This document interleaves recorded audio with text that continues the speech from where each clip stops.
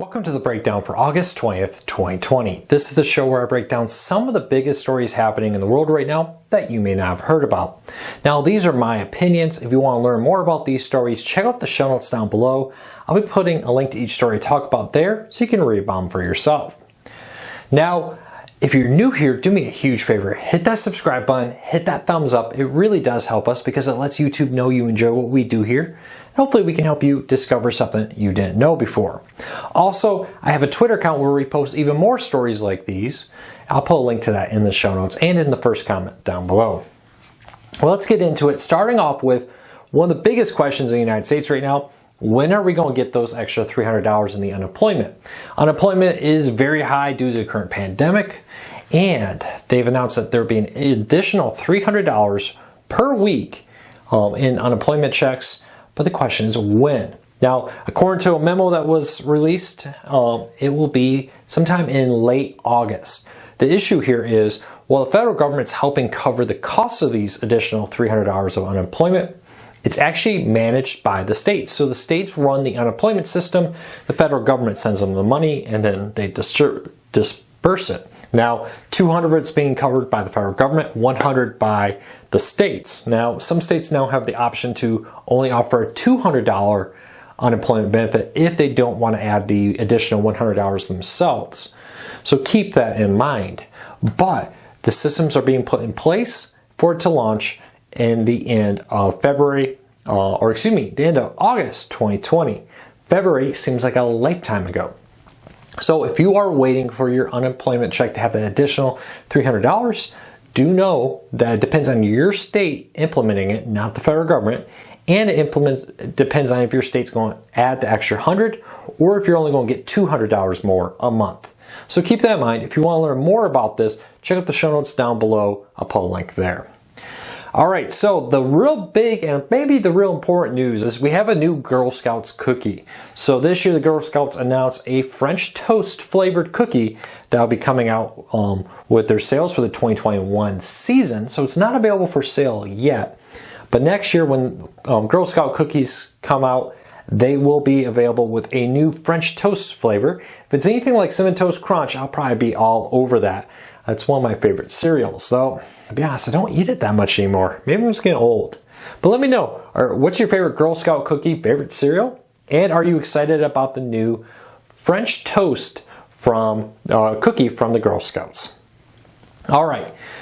The pandemic has changed a lot about the United States. One of the things that seems to have really impacted is video game sales. Now, if you followed me on Twitter, you notice I've been sharing photos of local stores' video game sections basically wiped out. Now, according to a report, video game sales are setting all-time records right now because people are at home. When you're not able to go do stuff or people don't feel safe to leave their homes, they seem to be more willing to invest in video game systems. I won't lie, I picked up a PlayStation 4. When I was doing my previous job, I refused to buy it because I didn't want to spend time on it. With everything happening, I was very concerned, everything with work happening, I was very concerned I would waste too much time on it. Now I got some free time, so I actually picked one up. I'm glad I got it back in March before everything got kind of crazy. Right now, finding Switches and more are very difficult, not just for newer systems. Older game systems, when looking at prices for like Super Nintendos, original NESs, Sega Genesis, and more, have skyrocketed. From 10 years ago, some of the prices are more than double what they were, as Americans relive their nostalgic younger lives and older lives. We've also seen a great boom recently in the retro consoles. We have Sega Genesis, SNES, and Super Nintendo, out there that allow you to play a collection of classic games. Those increasingly have also been hard to find. So it seems like Americans are jumping back into video games in a way we've never seen before as they look for something to do. With fall sports being canceled in many areas, especially at the college level, it'll be interesting to see if that becomes even more popular. We'll have to see. All right, next story up. Colleges are starting to report about or starting to request their students not to come to campus. Michigan State University this week asked their students that were going to come for undergrads to live on campus not to. They said the majority of their classes will be online only. Not sure which ones will be still being done in person, but the majority of them are now being done online. Now, this raises a real question. there are a lot of students who are counting on these dorms for housing. A lot of them don't have a house to go back to. Every year, 23,000 teenagers age out of American foster care. In many states, they get free room and board and free college tuition at select state colleges. Many of them use that as a place to go post being in foster care. So when they move out of their foster care homes, they can move into a college dorm room or more. Not just foster care kids, there's a lot of kids out there who don't have another place to go to, and they're counting on these dorm rooms. It's very interesting. This could be a new crisis, we'll call it, for late teens and early 20s, as they're now left, in some cases, just a week or two of notice to scramble and find new housing out there. Something that hasn't really been reported on or addressed, but is a great concern of mine, especially for the foster carers kids that are aging out of the system. If you think about it, for your college, $23,000 a year, that puts about 100,000 ex-foster care kids now left to wonder where to go, many of them without family to support them through this. So keep that in mind. It'd be very interesting. We often focus on one aspect of a story in case of the health and the pandemic, but there's a domino effect in a lot of these stories, and this move to close at the last second dorm rooms to a lot of college students raises a real housing crisis that no one's talking about. It'll be very interesting to see how this plays out in the months to come. And Michigan State, at least for the first September or for the first fall semester, is going to be closed. It'll be interesting to see if they reopen. Notre Dame has announced the first week of classes are going online only, which I always find interesting.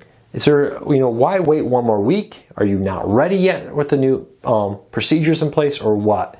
Very interesting to see some schools just saying, hey, 1 or 2 weeks more online and then in person. But we'll have to play it by ear and see what happens. Let me know, have you been impacted by these school closings positively, negatively? Leave me a comment, let me know. But always be mindful of the domino effect here. It's something that we may want to discuss. Not saying that Michigan State's wrong in their decision, just that there's a lot of unintended consequences here we need to address. All right, if you're enjoying the warm weather, I know up in Michigan it's been an absolutely stunningly beautiful summer. Flip side, I know my friends down in Texas are absolutely getting baked. Well, good news, bad news. The early fall predictions for the month of August 2020 through October 2020 are out for the weather, and they are predicting a warmer than average start to fall. So we are looking to see the first month and some of fall be a little bit warmer, anywhere from a way above normal to slightly above normal. Now, again, that doesn't mean the current heat is going to continue. For example, if the current temperature now is going to be upper 70s, low 80s for your average temp, that may just mean that the above average may be in the 60s or low 70s come into September, October. So keep that in mind, that this doesn't necessarily mean we're going to be baking at summer temps all summer or all fall. Just that we're going to be slightly above average. Let me know, are you excited about that? Now that I live in Michigan, I'm actually a little excited to see above average temps. I look forward to maybe a long, slow fall here in the north. Let me know. Are you ready for fall? I've heard a lot of people start saying they're ready for Christmas. It's going to be here before you know it. All right, with the pandemic happening, it has really driven in-home improvements, people painting, working on their house. If you're going to spend more time in your home, you're definitely willing to put a little bit more money into it to make it the way you want it. Now, Home Depot and Lowe's have reported way above average jump in revenue, though they are saying there's a slightly higher cost of operations, though overall the increased revenue more than offsets the increased costs. It'll be interesting to see how this plays out. In a year or two, we're going to see a dip in home renovations as people rush them now when they may have actually been staggered out over the next few years. That's always the big question in these kinds of situations. Okay, everybody's doing that remodel project now, but what will it look like next year? Though it probably won't go down to pre-pandemic levels, it probably will be maybe a little bit slower than it is now, and that's got some investors a little cautious. But let me know, have you done a project? We bought this home to remodel it and do all kinds of work on it. This has definitely caused trouble. We're trying to replace 2 outside doors, still struggling, even though we bought the home in March, to get those 2 outside doors replaced, just because stock of those type of doors we need haven't been available. So leave me a comment, let me know if you've run into that at all. All right, now for a strange story from Florida. A teenage girl had locked herself in a showroom safe in an Orlando gun range. So a minor girl walked into a gun safe. It's a huge wall door type safe that you can open up and just have this massive compartment for weapons. And she locked herself in. The gun safe called the manufacturer, who gave them instructions on how to manually open it and bypass it. Unfortunately, that failed, resulting in the fire department having to use hydraulics to rip the safe open in order to get the girl out. Thankfully, they were able to communicate with her the whole time and let her know what's happening.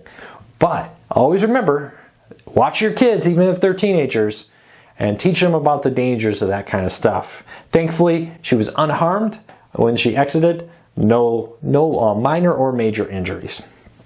All right, and in this day in history, the first race was held at the Indianapolis Motor Speedway this week, home of the Indianapolis 500, as we get ready for race season. Are you a big Indianapolis 500 fan? I actually went to the time trials once. My dad's company had a big event there for all the people, and I got to go and I really enjoyed it. It was a lot of fun. Let me know if you enjoy things like the Indianapolis 500, but this is a major milestone in the Indianapolis 500, which first opened its doors on August 19th, 1909. I honestly didn't realize that that racetrack was that old, over 100 years old now. All right, that's it for today. I hope you have a fantastic day. Don't forget to hit the subscribe button, and don't forget to follow me on Twitter. It's a huge help. Subscribing here on YouTube allows you to let YouTube know you enjoy what we do here. Follow us on Twitter allows you to get access to even more of these stories and some of the stories before the video even goes out. So thank you for your support. Unbelievably excited about the huge amount of growth we've been seeing. Welcome to all the new subscribers. And as always, during this convention political season, my promise to you is that we will stay as politically free as possible, especially related to a certain convention season and political races. So if you were looking for news that's not just a bunch of politics, I hope you found the place for you. Thanks for your support. Every video is every Tuesday and Thursday, with some more sprinkled in throughout the weeks randomly. Thanks for your support. I really appreciate it. I'll talk to you all real soon.